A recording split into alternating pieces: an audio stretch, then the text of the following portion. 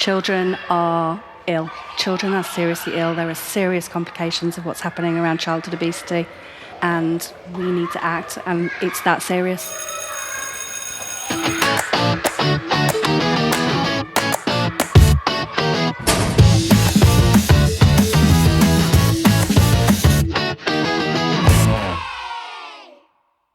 Hello, and welcome to No Running in the Corridors, the Rebel podcast that aims to rewrite the school rulebook, one regulation at a time.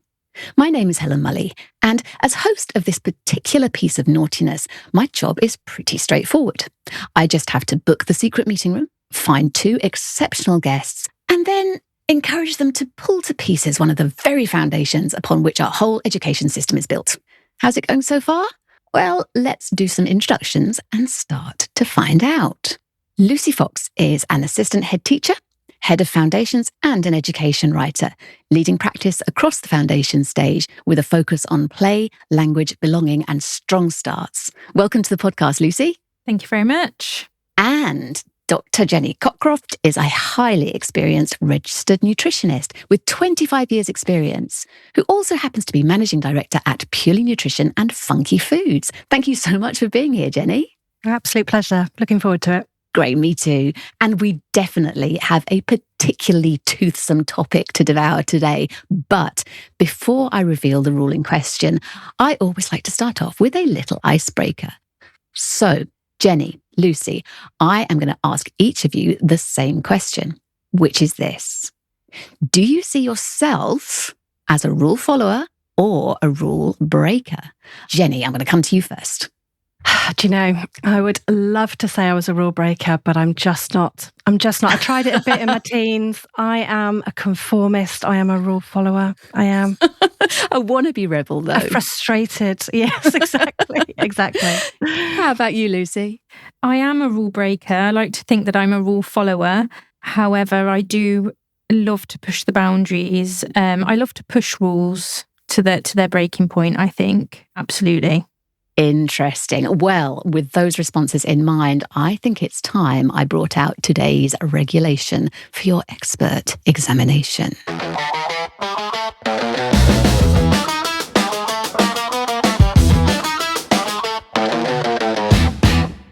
So, today's rule is this: no sweets in lunchboxes. Now, like pretty much all the rules that end up being given the no running in the corridors treatment, it sounds pretty simple and reasonable at first, but as anyone working in education or with a child at school knows, it is absolutely fraught with controversy for a whole host of reasons I hope we'll be able to cover in the short time we have together. Because it isn't really about sweets at all, is it? It's about who gets to decide what children eat. It's about whether nutrition is a parenting issue, a public health issue, or an education issue. I think it's possibly about potential double standards too. And also, it's about how much influence schools should have over choices that families might feel belong at home. As I say, there's a lot to cover. So let's start with the obvious question. Jennie, from a nutrition perspective, is this a good rule? Absolutely. It is a good rule, yes. I work in schools and I have done for nearly 25 years. And I just see the impact that we can have on children's health and well-being and educational outcomes through rules such as these, through improving their health and well-being. And yeah, personally, I think it's vital. Okay, so Lucy, let's go from a school leader's perspective.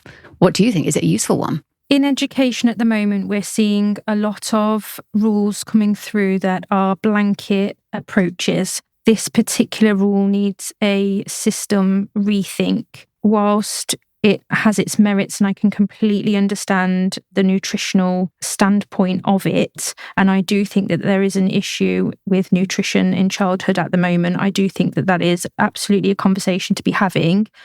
I don't think that this rule as a blanket approach is helpful for parents or for children in the long term.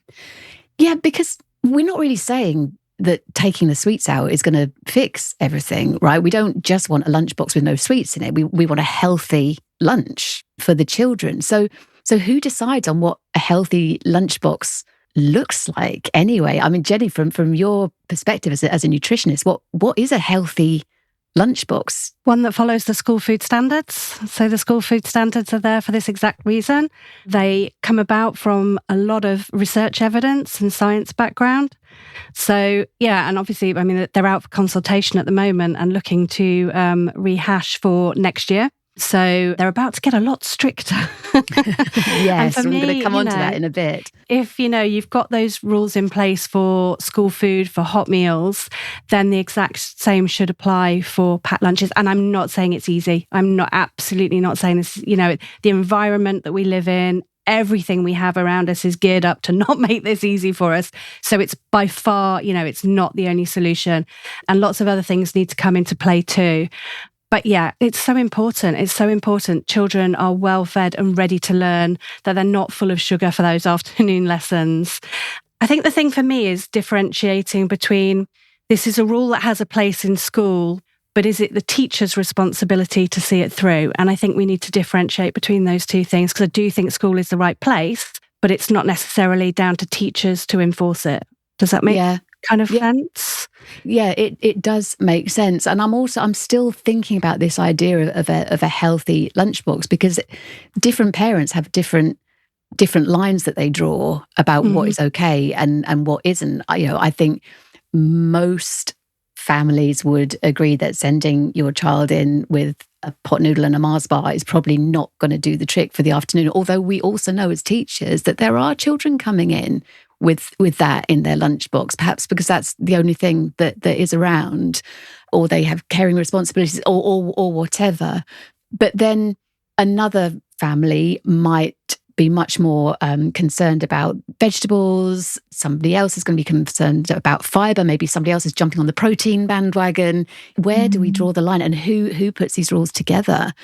I also, at this stage in the conversation, if it's all right with you, Lucy, want to bring in another angle to this, because I know that there's a really personal angle in all of this for you, which I think might bring a bit of nuance to the conversation as well. So would you mind telling us what happened when your daughter was 2? Absolutely. So my daughter has a diagnosis of autism, and when she was 2, this was before her autistic diagnosis, she was actually diagnosed with ARFID first. So it's an extreme restrictive food intake disorder. So she, at that point, had 3 foods to her diet. She would eat cheese, bread, and tomato sauce. We worked with a dietitian. She was prescribed a dietitian who worked really closely with us. By the time she started primary school, it had improved a little bit, but not an awful amount. The school's policy, the school's early years policy, was that everybody had a hot meal or nothing. There was no alternative for me in terms of, I couldn't send her a lunch in. I tried to completely rebel and put food in her lunchbox. She wasn't allowed access to it. She was still taken to the lunch hall. I tried to ask them if they could make her a bespoke diet. She ended up having tomato ketchup with grated cheese on bread for a substantial amount of time. In the end, I had to get the dietitian to write a letter to the school, and that was what enabled her to have a packed lunch. But still, that packed lunch was heavily policed. So by that point, she would eat plain Doritos. And I don't know if you have seen the Dairy Dunkers with the Dorito, the little mini Doritos in there. That was one of the things that she would eat. She would not eat a sandwich. She used to call it sweaty cheese, wouldn't go near it. So I would put one of those in her lunchbox with a yogurt. And at that point we had an allotment, and that was what introduced her to fruit. So she would have some fruit in her lunchbox as well. That wasn't good enough because it was Doritos and not breadsticks. So I remember getting the phone call during the school day of, we've had to take this off her and offer her something from the counter. It was very, very hard for us. It was stressful for her. It was stressful for us. For me, as an education specialist, I felt that the trust should have been in me to give my daughter what I knew, she would eat, so she was well fueled for the afternoon, but also that I knew what was best for her. It was really, really hard. And I think that this is what I mean when I say about it being a blanket rule and a blanket approach. Not everybody has access to no sweets in their lunchbox. both from a financial perspective, but also from a diagnosis perspective. For her, there was no access to that hot meal because she just couldn't eat it. Yeah, it was hard, for sure. Yeah. How does that strike you from a nutritionist perspective, Jenny? Obviously, this is something you'll have come across. Yeah, absolutely. And I'm sorry you've had that experience, you and your daughter. And it's tough. And I think if there is a clear clinical diagnosis, then that should be absolutely taken into account. Something like ARFID, obviously, you have to go through quite a lot to get that diagnosis, don't you? I mean, it's not just straightforward diagnosis. So I think it could be different in SEND schools as well, because obviously there's a real clinical need. So there are exceptional circumstances. I completely understand that, where schools perhaps and early year settings need to be more mindful. In terms of, other issues, I just feel like we're not, talking about a parenting issue as well and taking it away from the parents. I just feel they're at school, 8:30 till 3:30, round about those hours. We're not asking people to change anything outside of those hours. Give them what you like outside of those hours. I mean, preferably not, but that's your choice. But in school, when they're there to learn, and teachers have to deal with the classroom behaviour, and it's a teaching opportunity. It's a phenomenal learning opportunity for children to learn about health and well-being. Then I think these rules are still important. But I do see that there are potential exceptions in clinical circumstances. Was there something you wanted to come back with on that, Lucy? Yeah, it is really hard, isn't it? Because as a school, I absolutely understand the reasoning behind the policy. I understand that the demographic of the school is one where I'm from the area that I live in. Childhood obesity is rife and childhood diets are a real issue. We have the school that I work in right now has a tooth decay prevalence of 1 in 2 children. So we actually do supervised toothbrushing here as well. So it is absolutely an issue. But at the same time, there is no access to any education around this for parents at the moment. And I think that became a real issue in COVID, where parents' access to learning about childhood and childhood upbringing and what was best for their children just completely disappeared, and leaving it up to the school to police something that parents just aren't skilled up enough to understand. The issue is wider. Also, going back to the point of it being left up to class teachers, in a lot of schools, it's not being left up to class teachers, it's being left up to a lunchtime supervisor who works for minimum wage for an hour a day. They have limited experience with CPD around child development and working with children. And I just wonder if, as a 5-year-old, having that adult standing over me, telling me off for what's in my lunchbox is not quite enough. This is a wider system issue. And I think that a lot of education needs to be offered to parents. And it does need to start at home, because they are with us for 6 hours a day, but they do live at home with their parents. And going home then to eat 10 chocolate bars because I haven't been allowed one at school is going in the opposite direction. Exactly. And then we can flip round what you said, can't we, Jenny? We can say, well, if they're only in school for 6 hours a day, we could get their diet perfect during that time. But what's the point if they're just going to go back and undo it? Lucy? I was just going to say, we know that introducing a ban rule, we know that that's how products are sold. We make them desirable, we make them hard to get, and we make them almost not allowed in a space. We know that as adults, we know that in marketing, that's what happens. It's in the social media debate that's going on at the moment, and the tech debate, and it's the same sort of principle. If we don't allow children access to sweet foods as part of a healthy, balanced diet, are we then encouraging disordered eating later on because they're going home and binging on food that they haven't been allowed all day? Whereas do those sweet foods need to be brought into the education process as part of a healthy, balanced diet, rather than just saying, no, they're bad? It's complicated, isn't it, Jenny? Yeah, I'll come in on that. I think absolutely it's the way it's delivered. I can 100% agree with you that this has to go alongside education. And that's exactly what we do in Funky Foods. We come in, and it's part of what I was saying before about the school as an environment needs to be a health-centred environment for children to learn and be there and be ready to learn.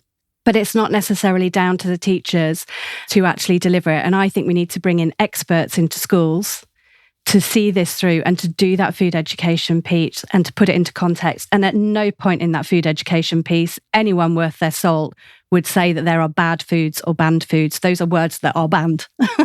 It's about a balance. But that balance, it needs someone else in, and it needs training for lunchtime supervisors. That's exactly what we do. We bring parents into the school. We do family cook clubs. All of those things need to come. Now, that I know that's not in every school, and I wish it were, but that definitely needs to come. With the school food standards being looked at again, that food education piece to parents alongside children is really important. And I mean, I've done work in schools going back 20 years ago where I've been into school and I've done some work with a group of children. We've had a fabulous time. For example, some 5-a-day messaging where we had a taste testing, and I had this little boy came in and he'd never had pineapple. He'd never had pineapple before, and he absolutely loved the session. He went out beaming, and I was back in that school a couple of weeks later, and I walked past this kid in the corridor and he said, "I hate you." And I was, what on earth has happened here? We had such an amazing session. Now, he'd gone home and said to mum or dad, I had pineapple in school today and it was wonderful, and can we get some? Can we, he'd got, a clip round the ear and we can't afford things like that. And who's been putting those ideas into your head? You have to be so careful about these messages that we're giving children in school, and it has to be in partnership with parents, and it has to be appropriate to cost of living and all those other things. So absolutely, food education to parents is as important. Yeah, completely. Yes, Lucy. And access, as you say, to healthy food financially, because a healthy diet is an absolute privilege. I've never known that more than coming to the school that I'm at now. I'm at an inner city school in Coventry in a really highly deprived area. And I thought that I knew poverty before, and now I really do. But also, I understand the value of a healthy diet and that it is absolutely a privilege. And that's why I'll go back to saying it's a huge systemic, it's a wider system issue.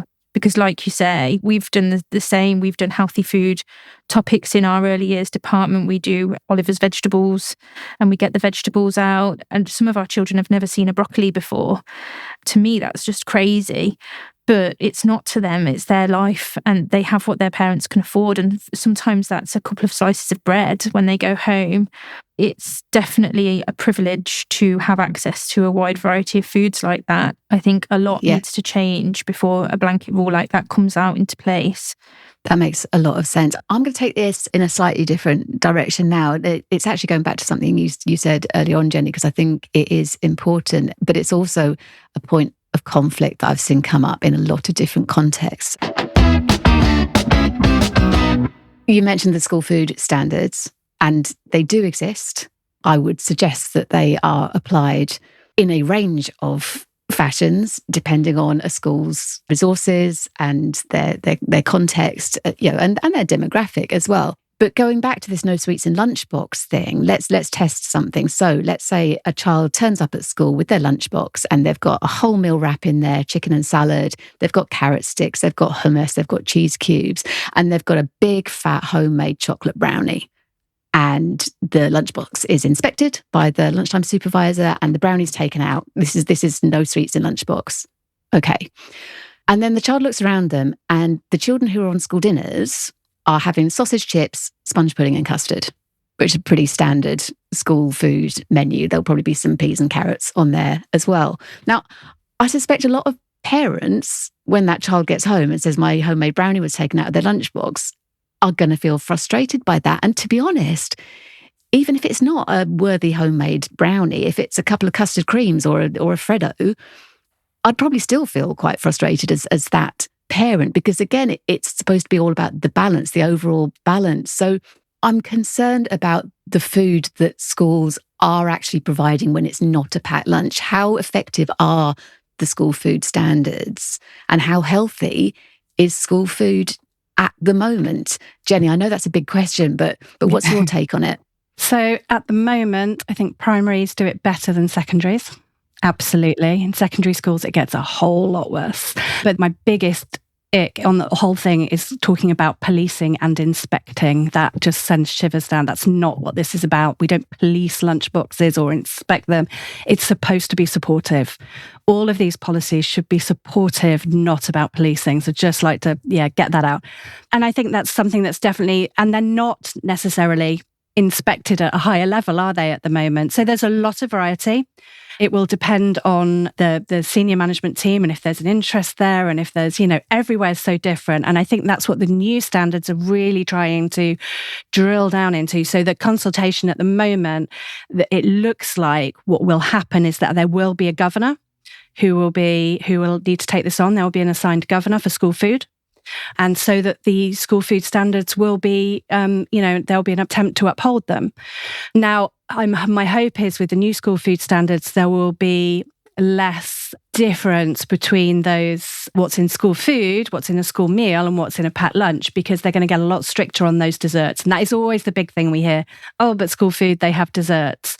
That is changing in the new school food standards, and those cakes and sponge puddings and things will have to be either 50% fruit-based by weight, or will only be allowed, it will be mainly fruit. I think they're only allowed once or twice a week in the new standards. So it will be mainly fruit and yogurt for desserts, and those cakes and puddings and custards will be disappearing off the menu.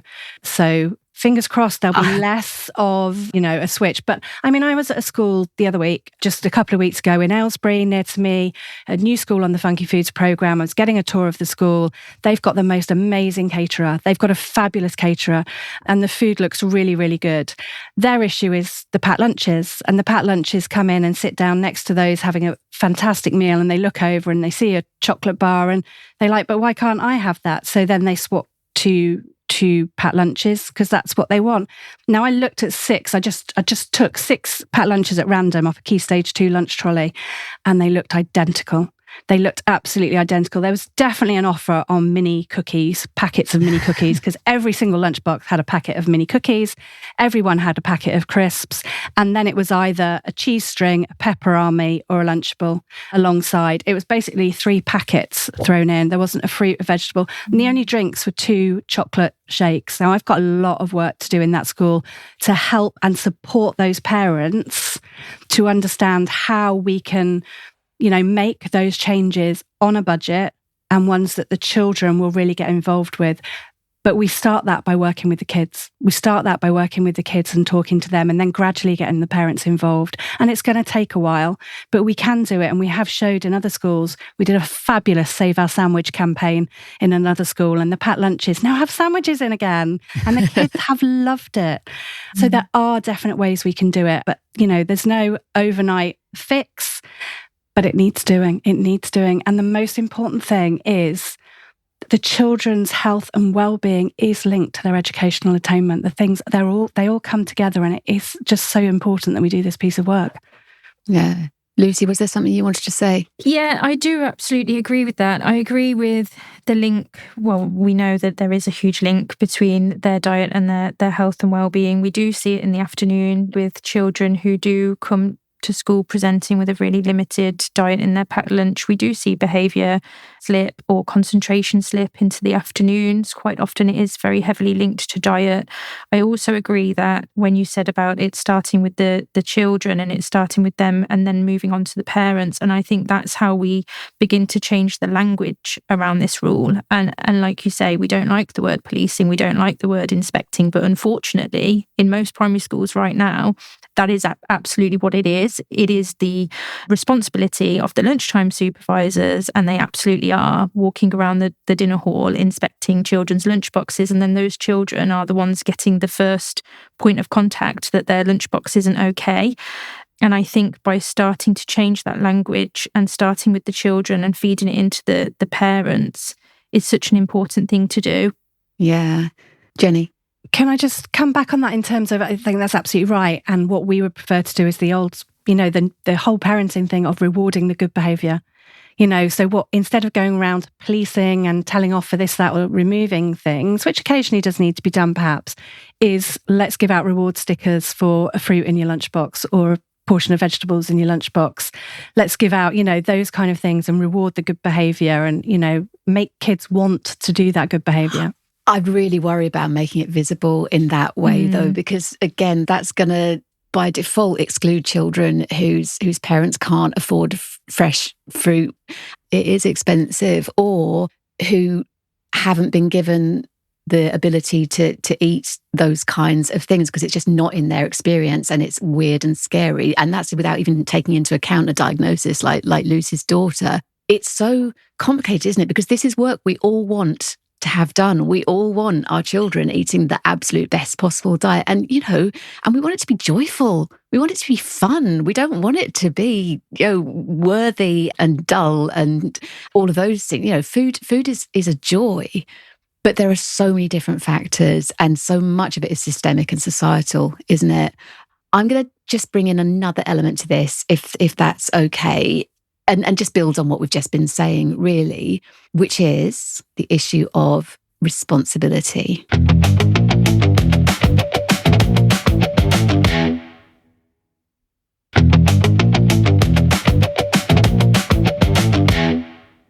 Whose responsibility is all of this? How much responsibility should schools have for children's nutrition? Or is it the case, as in so many other things, schools are so conscious of this, they are taking up so much responsibility for children's teeth, children's fitness, children's food, their mental health, all of these things, because that support is being stripped away elsewhere, money is tight everywhere. But really, whose responsibility is it? Children's nutrition. Lucy, go on, dive in. It's parents' responsibility. It is a form of neglect, a child presenting with a really poor nutritional diet. But is that neglect due to poverty, or is it due to choice?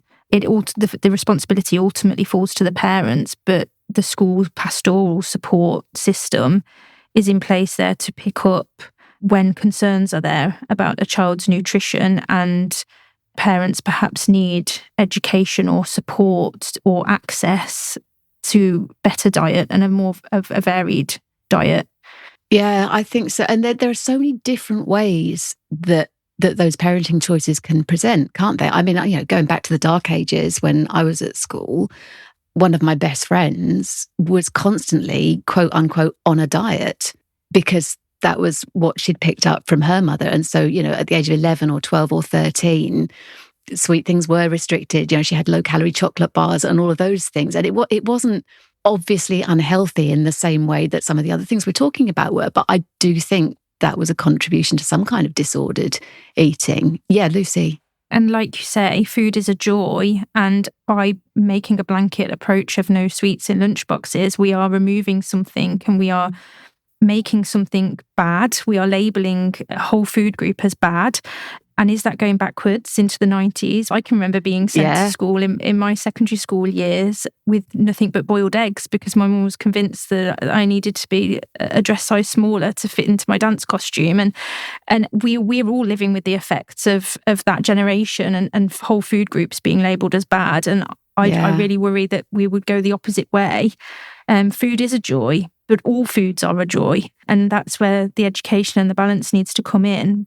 Definitely. Jennie, I'm going to ask you to do some magic here. Just wave your magic wand. How, given the way things are in terms of budgets, in terms of resources, in terms of what is available, how are schools supposed to complete this education piece without sucking the joy out of something that is supposed to be a joyful experience? Can I just say, for me, you guys have just made the absolute case for it's not just about parental responsibility for all the reasons you just said.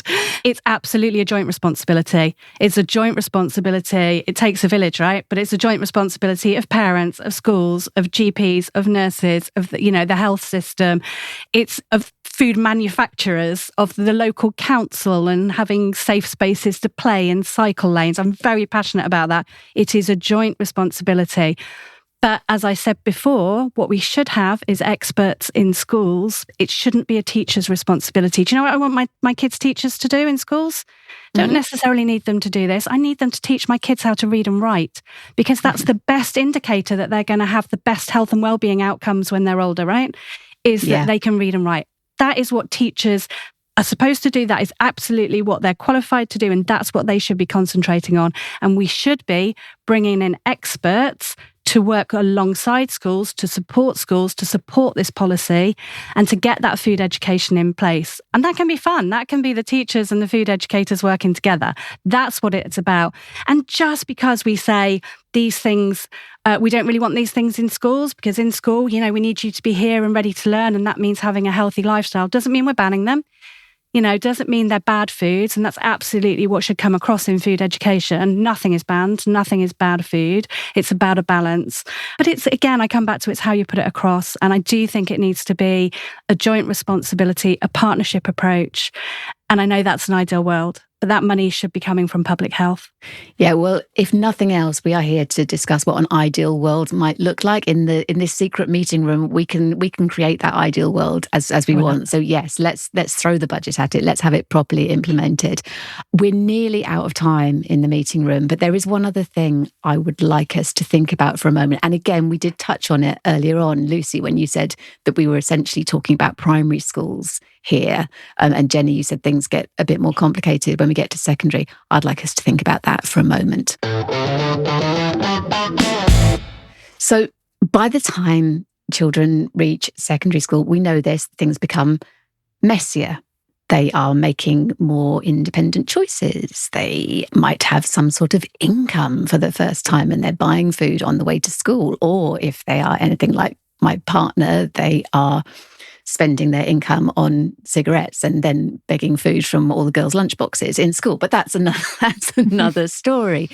And they're going to the canteen and buying food from a canteen-style setup. And, to a certain extent, we want all those things, don't we? We value their growing independence. We want them to be making choices. But we also know that, oh my goodness, teenagers are notoriously bad at making good choices. Their brains are not wired for that. And they're also extremely influenced by their peers, not to mention advertisers, influencers, and so on.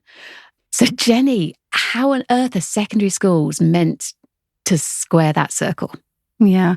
Well, I mean, I would say it starts in primary. My children went to secondary. They were so excited to go to the canteen, and and it lasted about 2 weeks before they went, "Mum, it's absolutely awful. It's unhealthy. We don't want it. Can we take a packed lunch?" Music to my ears. Yeah, no problem. Boys, great, because they have a healthy packed lunch. But it starts in primary, and yeah, they'll go off the rails a bit in secondary. Why not? They want to be those rule breakers. Like I said, I did it too, and they'll push the boundaries. But if they've got the basics down in primary and it's there, they will come back to it. They will come back to it. And it's okay to go off the rails a little bit, isn't it? They'll come back to it. But we do a fabulous session with our year sixes. We do a year 6 primary session on transition, food choices and transition to secondary. And we go in and we work with year sixes, and we talk about external influences on our food choices, all that marketing, the influencers, all of those people. And the year sixes, there's a fabulous video that Bite Back did, who are a wonderful organisation, about how adverts fool us and fake us and make us make these bad choices. And the year sixes, when we work with them on this, they're disgusted. It's all fake, and it's all, how can they fool us like that? And they're really, quite disgusted by it and open to the idea that they need to make their own choices and not be influenced by these things. So it's quite an interesting thing to do, I think, with year sixes moving up to secondary school. But yeah, it is difficult. But I think we do need the strict school food standards in secondary schools. That's really important to show them what healthy eating looks like, that they're supportive of it. And again, it's about that education piece. But, teens will go a little bit off the rails, and they'll push the boundaries. That's what being a teenager is about. And I'm actually all for that. I think as long as they've got the basics down, they've had a good grounding, then they'll come out the other side of that and want to go back to it. Yeah, Lucy.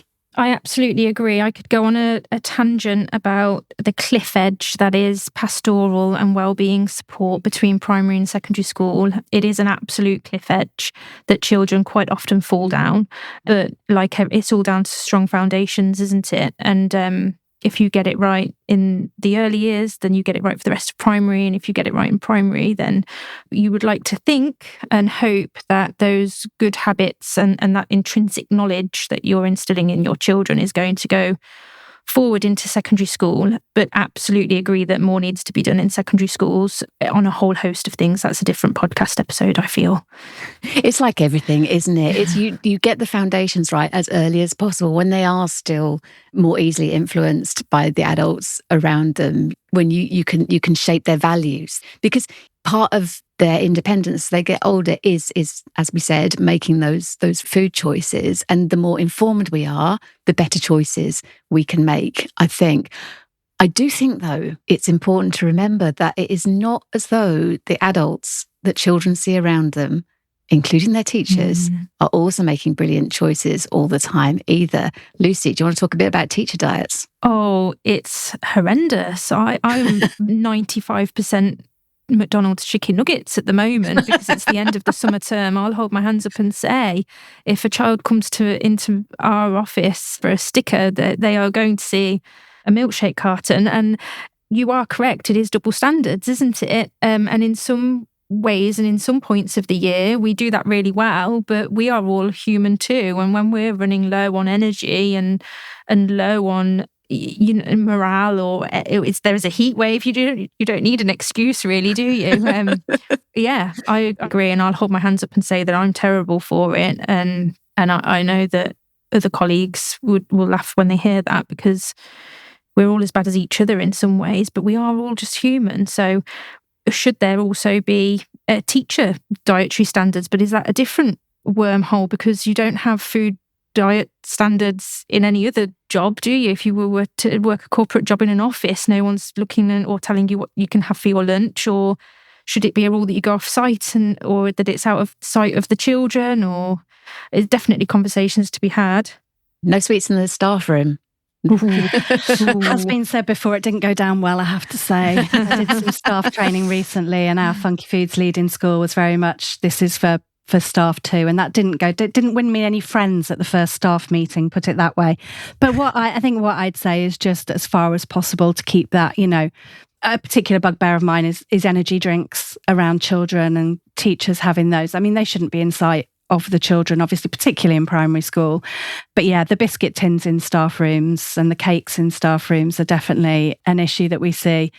And yeah, you're right, no one else gets asked to. But I mean, I would encourage, and I do encourage in any of our Funky Food schools, for the staff to occasionally actually go and sit with the kids at lunchtime and take it in turns, maybe have a rota, eat the hot meals with them, hopefully, if they're good quality, and talk to them about the food they're eating when they're eating it, seeing it as a learning opportunity. And I know there's all sorts of issues around that, and timing, and another issue on teachers' shoulders. But, there are some fabulous schools that do that, and the teacher will take the chance. Even the head teacher once a week will sit with the children. There'll be that top table where it's the rewards. And I just think there's so many lovely things you can do in the dining room. But again, I appreciate it doesn't always have to be the teaching staff that take that on. There are potentially other opportunities. We do training for midday supervisors as well, hopefully to make that easier experience for them. Yeah, and there are some schools, and I know this is not something that is practical or possible in every school, but there are some schools that make a virtue of the whole family dining thing, and that everyone sits around a table and they serve each other and they have conversations, and it does all sound very appealing. Although, again, you're back to the whole, well, you can't have a packed lunch. Well, then what if you can't eat what's on the table issue? It's so complicated. I'm loving this conversation, and I could carry on indefinitely, but I'm conscious that we do need to keep half an eye on time. So I may be at the point now where I have to ask you to cast your verdict. And I'm particularly interested, Jenny, in knowing if your stance has changed at all from the beginning or not. But I'm not gonna preempt. So I am gonna ask each of you in turn, when it comes to the rule, no sweets in lunchboxes, should we be keeping it? Should we be scrapping it? Or do we need to give it a rethink? Do we need to change its shape and make it work in a different way? And I'm going to ask you first, Lucy. I think it needs a rethink from the top. I don't like the blanket rule of no sweets in lunchboxes. I think it's worrying and dangerous route to go down. And it's so much more complex than that. Yeah, we need a full rethink. Okay, and Jenny? I think it stays, but it needs backup and support from food education and public health budgets. Children are ill. Children are seriously ill. There are serious complications of what's happening around childhood obesity, and we need to act. And it's that serious.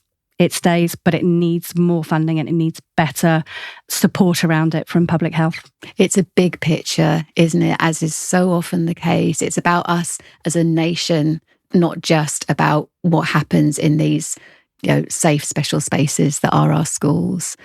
Oh, thank you so much, both of you, for coming along and being part of this discussion. It's been so insightful. We've had so many different perspectives just between the three of us.